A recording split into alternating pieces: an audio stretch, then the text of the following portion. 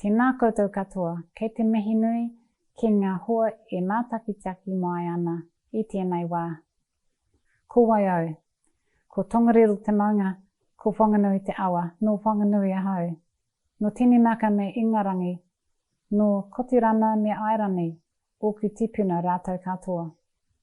He Pākehā ahau, he kaiako ahau, ko Jan Nielsen tōku ingoa.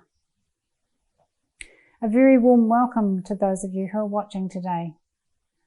I'd like to thank, first of all, the National Spiritual Assembly for providing the topics for this year's summer school and for allowing me the honour of speaking on the topic of creating flourishing environments that will embrace ever-widening circles of diverse peoples, something that Abdu'l-Baha was renowned for and in whom we can look to for an example. Marking the centenary of his ascension, the Universal House of Justice wrote that countless are the lessons to be learned from how he presented the divine precepts to every kind of person, constantly widening the circle of unity, without regard for any outward dissimilarities of appearance, language, custom or belief. The universality of his love produced a community that even at that time could justly claim to be a cross-section of society. When I think about flourishing environments, I imagine a vibrant multicultural community with peoples of all ages coming together in a spirit of love, with joy, with love and laughter. When thinking globally, I imagine in this flourishing environment, the indigenous peoples of each land at the front and centre of their local and national communities, building thriving communities, shoulder to shoulder with others. It is for this reason that much of my presentation for this topic will be in regard to engaging with tangata whenua. First, a little bit about my background. As I said in my pepeha, I was born in Whanganui, 4th generation Pākehā. I went through school in the south of Tamaki Makaurau. I now live and work in Te Puke. I have worked in education for more than 3 decades now, and over the last 5 years I've had the privilege of working in a role, working across a cluster of schools, and our main kaupapa is to improve our capacity to provide culturally responsive practice. The key areas that we have worked on include learning about our local and national history, understanding the impacts of colonisation, understanding unconscious bias and racism, normalising the use of te reo Māori, and identifying and eliminating structural and cultural racism within our schools. So when the National Spiritual Assembly consulted with us this year on our engagement with tangata whenua, I realised that much of what we're trying to achieve in our schools is relevant to what we're also trying to nurture in our Baha'i community. So much of what I'm sharing today is from my learnings within my role in education. We each of us have people who have shaped our lives and our thinking. For me, being on a te reo Māori learning journey for some years now, and through my professional learning with the kahui-ako, I've had the privilege of listening to some great rangatira, some incredible advocates and academics here in Aotearoa, who are champions in the discourse about decolonisation, revitalisation of te reo, and fostering race unity. Some of my absolute heroes in this field include Jennifer Ward-Leyland, actress and ambassador of te reo Māori; Alex Hotere-Barnes, an educator on treaty partnerships; Anne Milne, who confronts colonisation; Andrew Judd, Meng Foon, Paraone Gloin, and the young and inspiring Jaden Randall, who is the voice of Moana, the Māori version. There are plenty of exceptional people in our Baha'i community too humble for me to name. Drawing both on the insights of these rangatira and on the wisdom from the founders and institutions of our faith can help us to reflect on our current reality and learn ways to apply the teachings of the faith. There are two processes. One is to look forwards to where we want to go in building unity, and the other is to identify the barriers in order that we may overcome them. You've probably noticed, as I have lately, that these are rather challenging times in which the healing message of the Baha'i faith is so vital to the well-being of humanity. Climate change, excessive materialism, a rather annoying global pandemic, as well as strained race relations, are some of the key challenges that humanity is facing right now. While we can feel overwhelmed with the difficulties we are facing, we can take heart in some very positive changes occurring here in Aotearoa in terms of race relations. Some of examples of the things that are changing, for example, the history, New Zealand history being taught in schools through the recently launched Aotearoa in the New Zealand Histories curriculum. Matariki being acknowledged as a public holiday. Te Wiki o Te Reo Māori gaining greater momentum every year. Mahuru Māori, which lasts for an entire month and is an extension of Te Wiki o Te Reo Māori. Also the increased use of Te Reo Māori in mainstream media. Māori seats in council. The establishment of a Māori health authority. And large numbers of young people being educated through kohanga reo and kura kaupapa. These are significant signs of change. I feel really encouraged and grateful to be part of the Baha'i community, a community that is actively engaging in honest communication and consultation on our own relationship with tangata whenua. Some of last year's summer school presentations and this year's topics again are also wonderful signs of the maturity of our community in being able to engage in this discourse specific to Aotearoa. In my own local Baha'i community, last year's presentations provided impetus for us to consider our own reality in regard to our relationship with local iwi, as I'm sure it did for many other local communities. History, language and culture.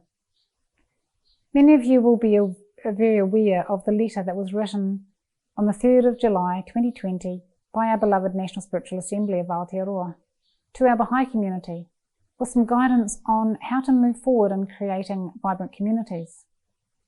In the letter, the National Spiritual Assembly wrote that learning about the history of this land and gaining an appreciation and sufficient understanding of the language and culture of tangata whenua by all peoples of Aotearoa will contribute to greater understanding amongst us all and a more unified society. There is a whakatauki that goes, titiro whakamuri, kōkiri whakamua. Look back and reflect so that you can move forward. In 2015, school students from Otarahanga visited battle sites at Orako and Rangiaowhia. The students were shocked and horrified by the stories that the kaumātua recounted there about the atrocities that had occurred. The students decided that it was their responsibility to take action and be proactive about our history. So they petitioned for a day to be set aside to remember the land wars.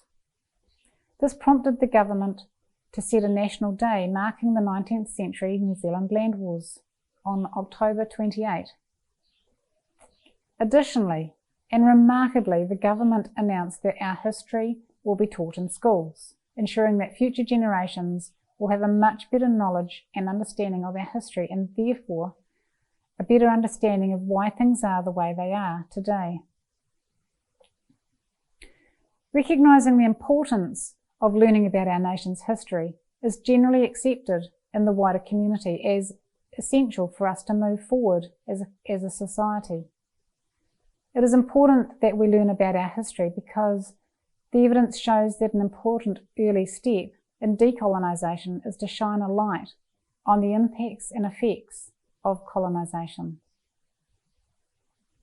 So the question is, how are we learning about the history of Aotearoa in our Baha'i communities, as the National Spiritual Assembly has written in their letter to us, in a way that will lead to greater understanding and unity?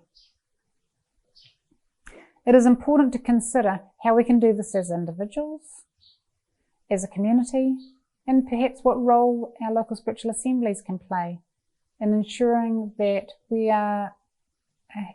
that the community has the opportunity to learn more about the history of this land. Well, we can further our own knowledge of the history of this land by learning from others, of course, and by reading.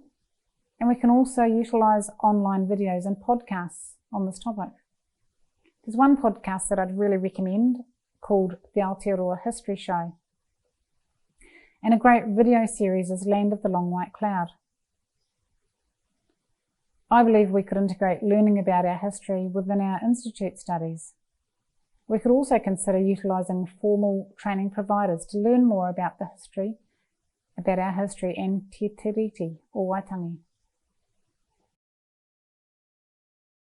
Learning the language, as our National Spiritual Assembly has stated in the letter of June 2020, is powerful indeed, and here's why.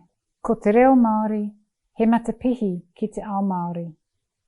It is often said that the reo is a window to the Māori world, and learning te reo Māori can provide non-Māori with a way to connect.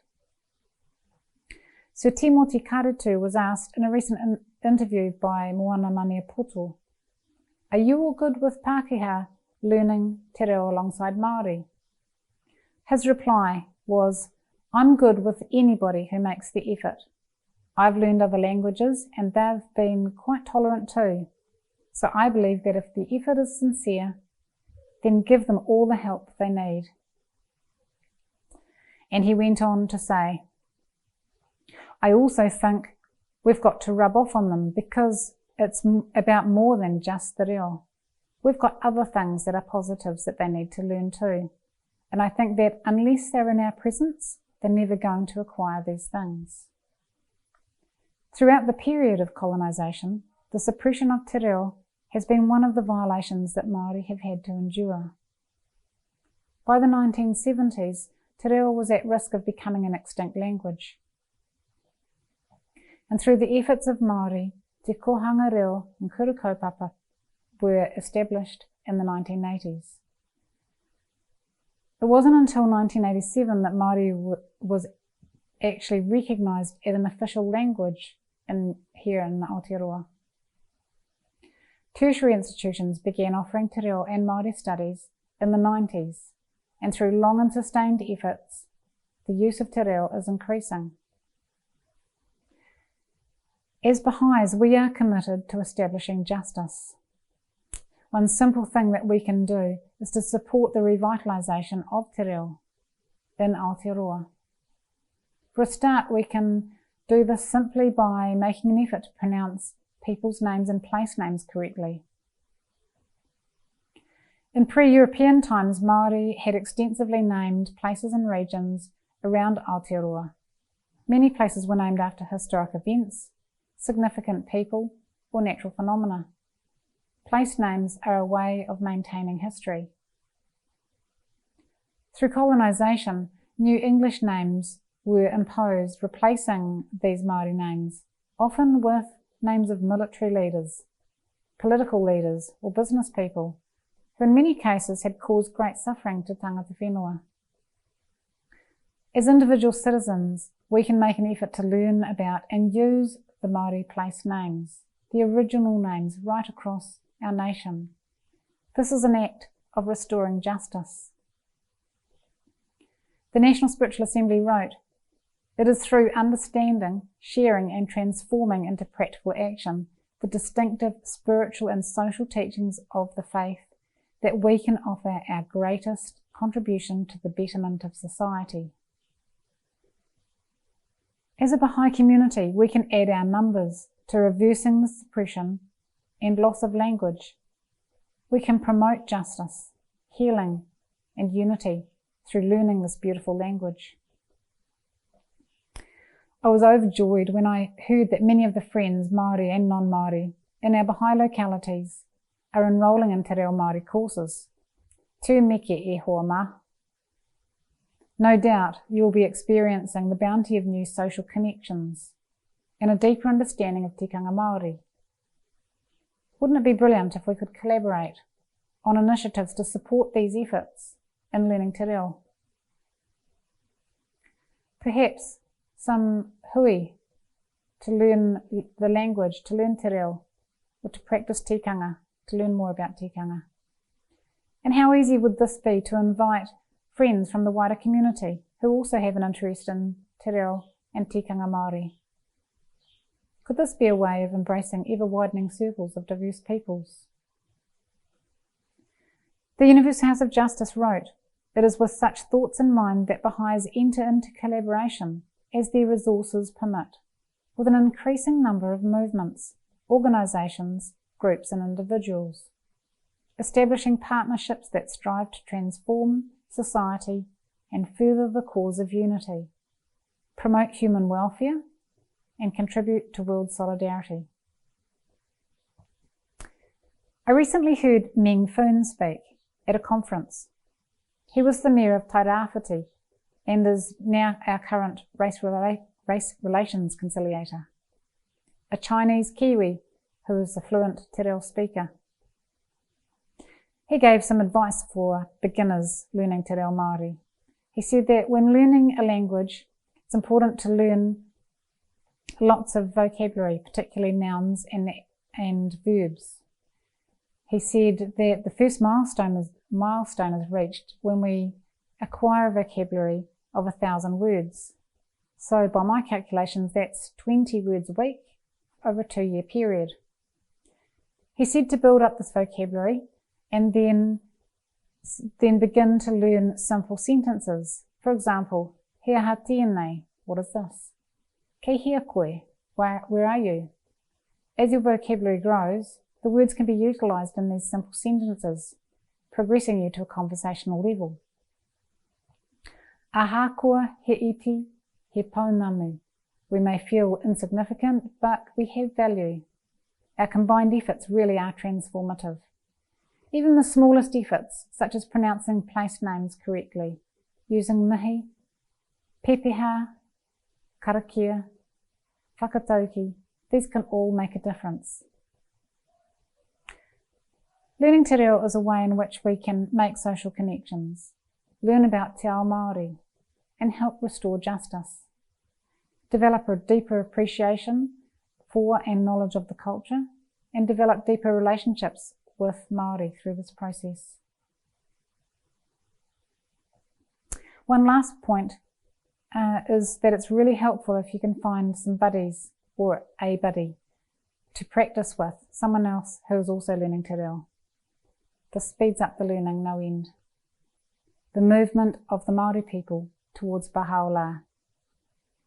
Paraphrasing from the Universal House of Justice Rizwan message 2021, we must cultivate the conditions necessary for welcoming larger and larger numbers of souls into the embrace of our community. And again, I want to remind us of the example of Abdu'l-Baha and read an excerpt from the Universal House of Justice letter commemorating the centenary of his ascension. Every community building endeavour undertaken today, every educational activity and every outreach carries with it the hope of communicating, through our own efforts, a token of the same love he showered upon every soul. Such efforts are the best tribute that can be rendered to him at this centenary and every day that follows. Reflecting on our own experiences within our own communities, we can tell if our efforts are engaging tangata whenua or not, and if we are not, then we'll need to be willing to try something else. How do we cultivate conditions necessary for welcoming tangata whenua, and in fact all cultures? It can be hard to know where to start. Here are some specific areas that communities could consider within 4 dimensions, and you may wish to write these down. tangata whenuatanga, that cultural consideration is given to the settings in which we host activities. Opportunities for Māori and non-Māori are created to explore and talk about local significant sites and landmarks and historic events relevant to Māori. Manaakitanga, encouraging and normalising the use of te reo Māori in our activities and events.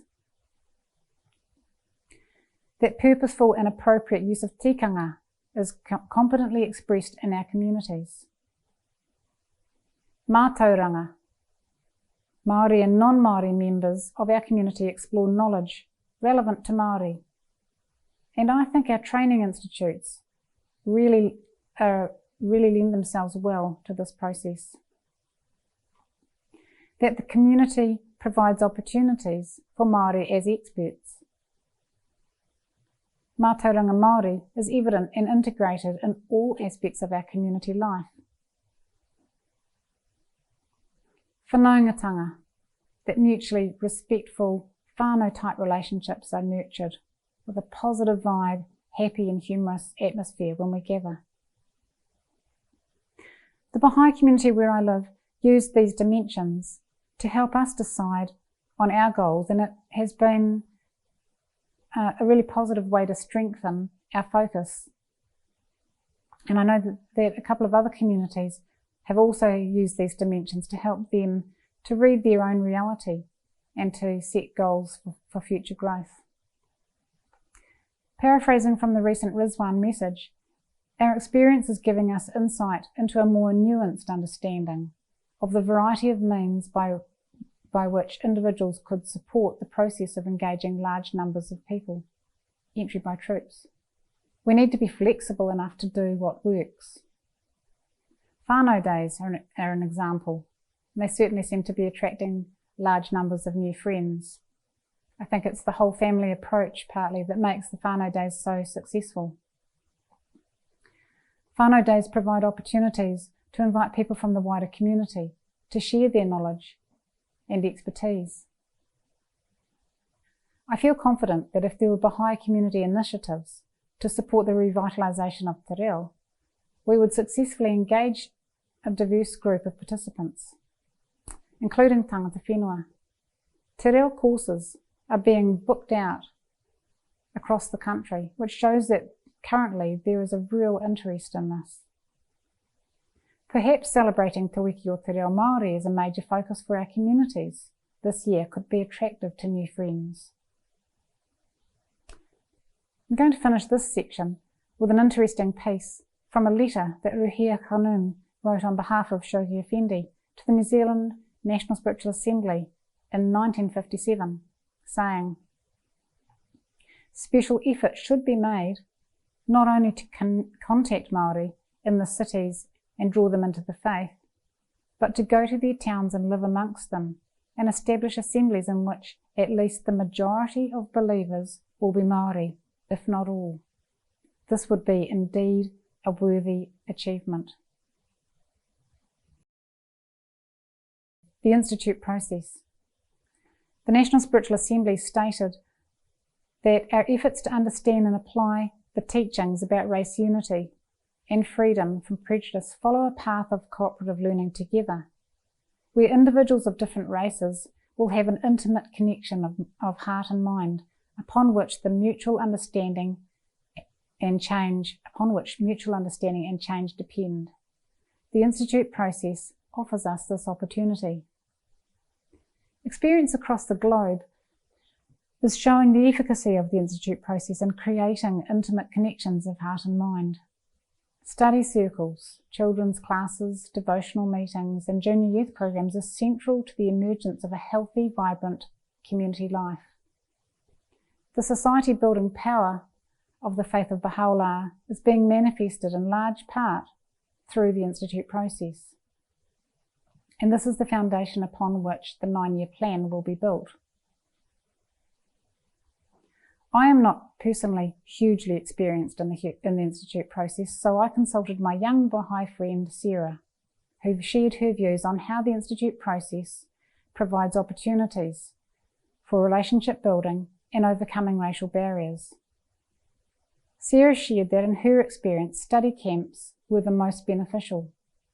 She described her own journey of overcoming racial barriers, saying that when she first started going to camps was when she first broke through these cultural barriers.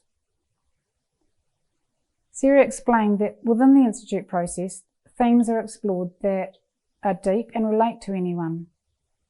This means that you skip the small talk and you share deeply and connect on a deep level. She felt that learning all together allowed the deep conversations and intimate connections to carry on in a natural and meaningful way, well beyond the session times. This reminds me of a beautiful quote of Abdu'l-Baha's that reads, "When any souls grow to be true believers, they will attain a spiritual relationship with one another and show forth a tenderness which is not of this world.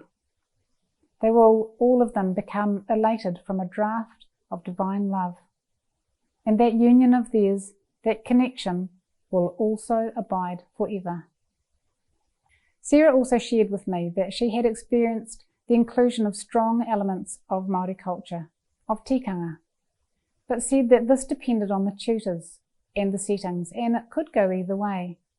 She said that if the facilitator incorporates elements of culture and language, then a culturally rich dimension is present. She described her experiences with the Institute training, that when there was no inclusion of tikanga Māori, that, well, it could be dry. We've all experienced this. Just read, and a bit business-like, and not warm. And also that the experience would be limited if there was any kind of prejudice, albeit unconscious.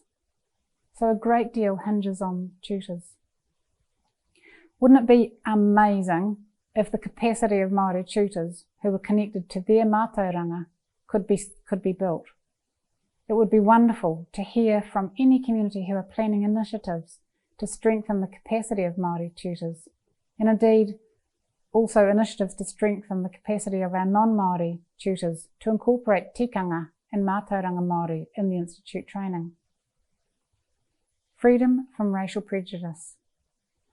The Universal House of Justice wrote that freedom from racial prejudice must be the watchword of Baha'is in the social spaces in which they are engaged. It can come with some surprise, defensiveness, and even denial that we may have racist ways or unconscious bias, especially when we are Baha'is and so passionately love the teachings of unity. It is inevitable, however, that we are affected by the environment in which we live. And in this environment, racism is everywhere. Racism is woven into the fabric of society.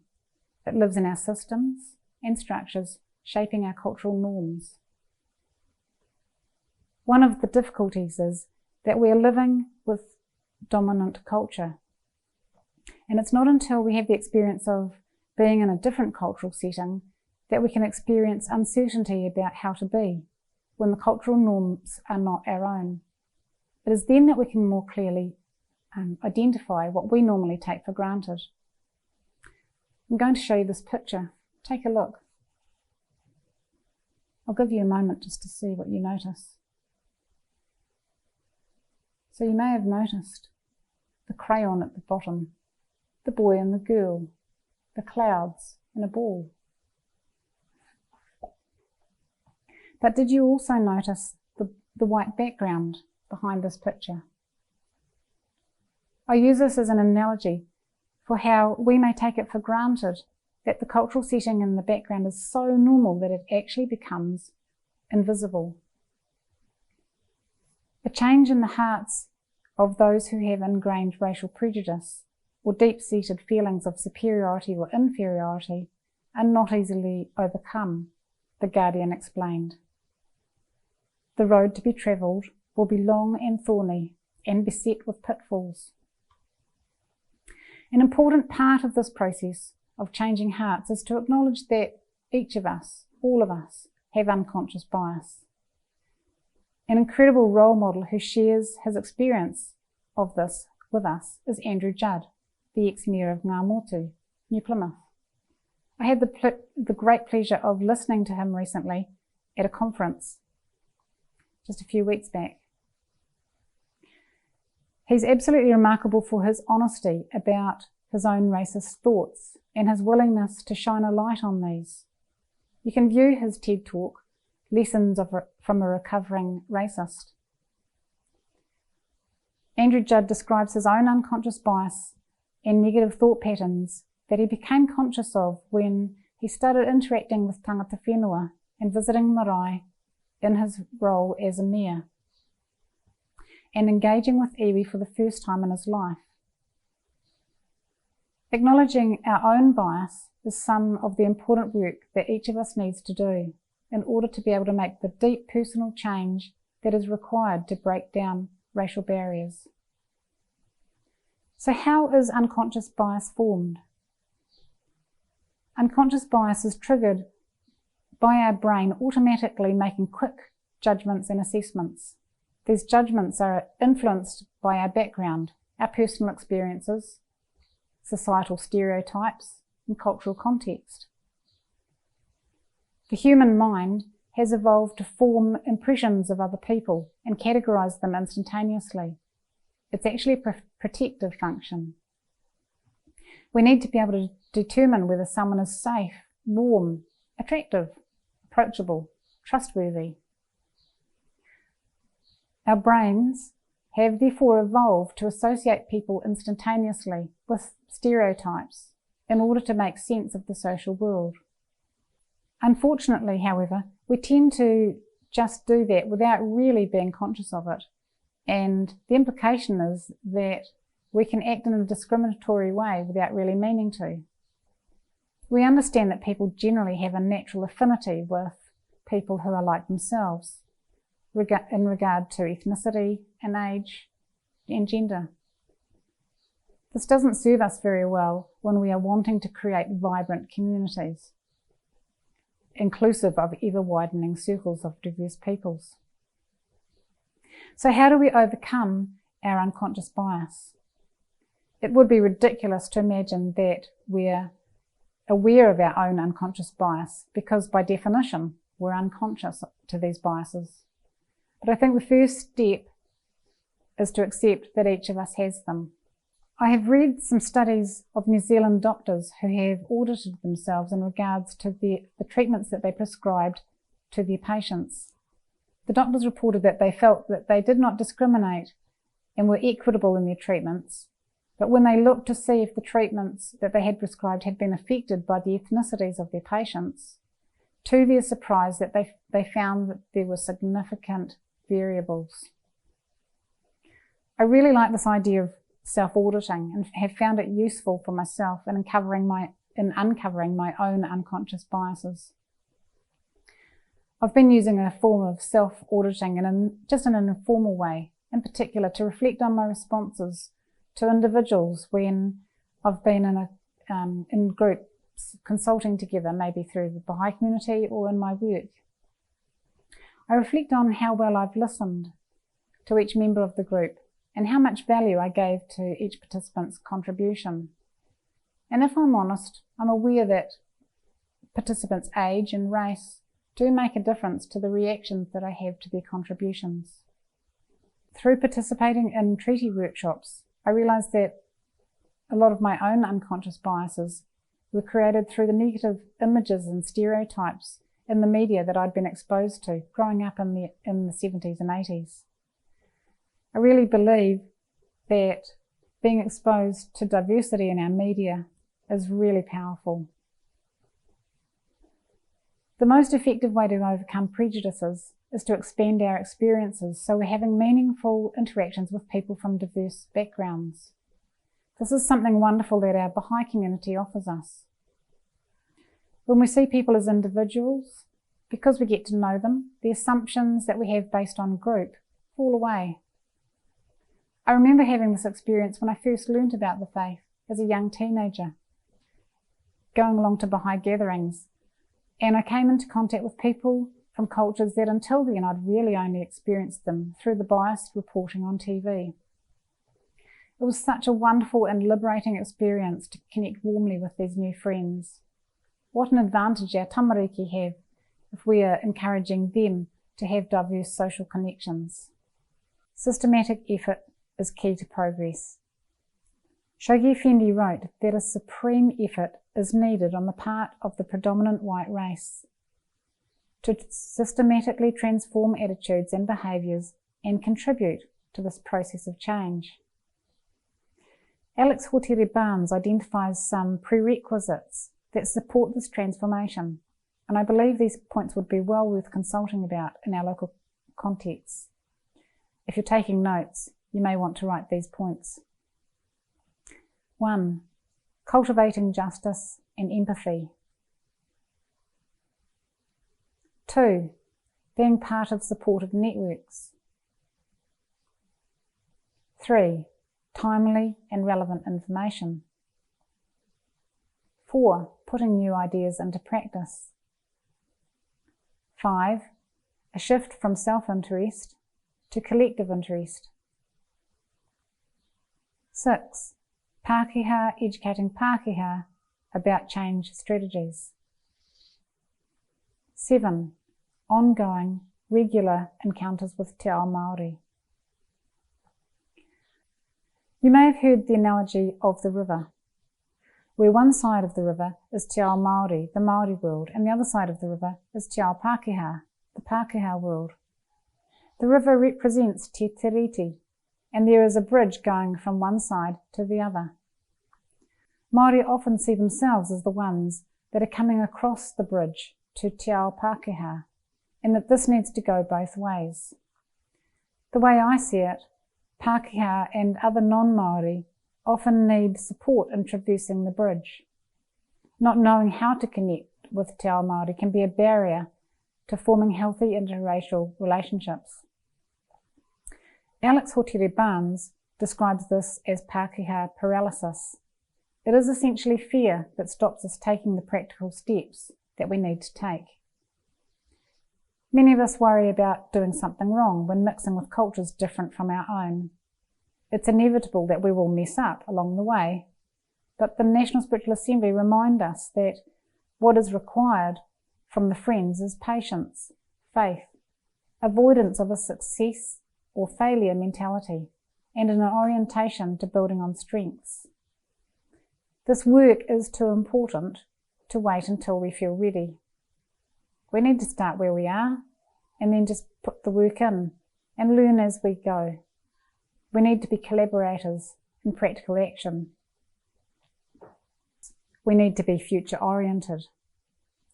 The National Spiritual Assembly is conscious that much yet needs to be learned and applied by all protagonists, the individual, the community, and the institutions, for a truly harmonious and just social order to blossom.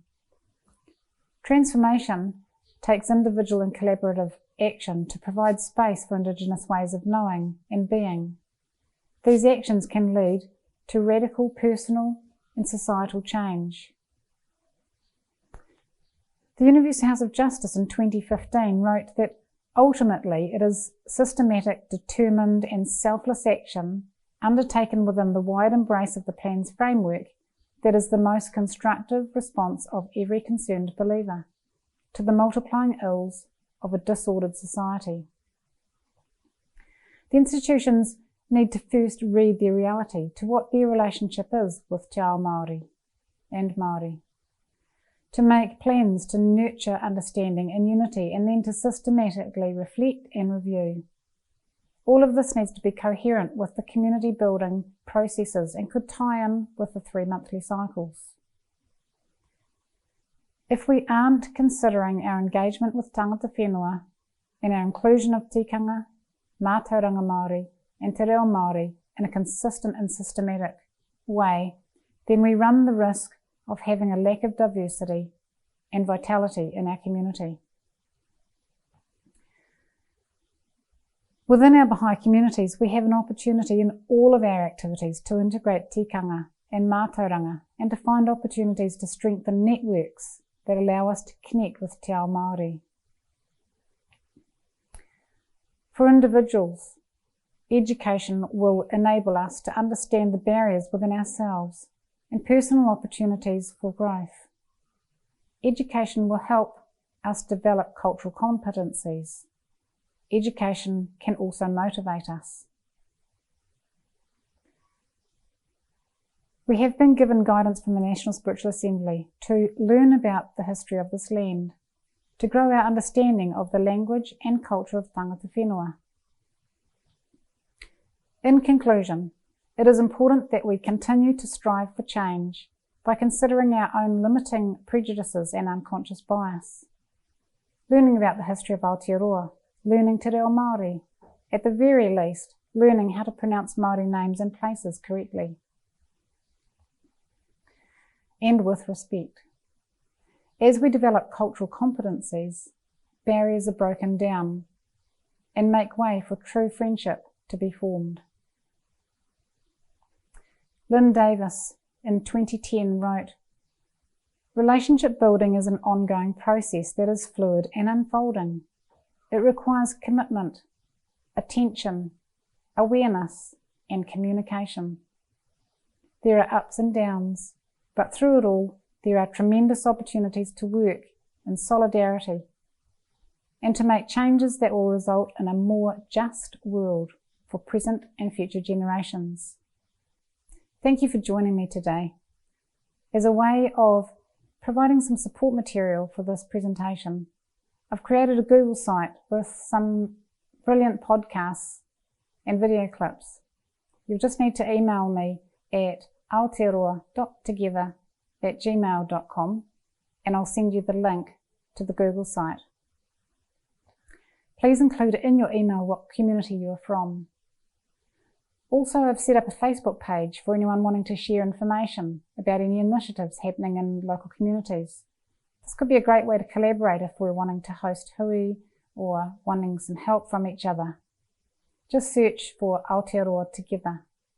I'll also be popping some te reo challenges on each week, so look out for that. Nā tō raurau, nā taku raurau, ka ora ai te iwi. With your food basket and my food basket, the people will thrive. Tēnā koutou, tēnā rā tātou katoa.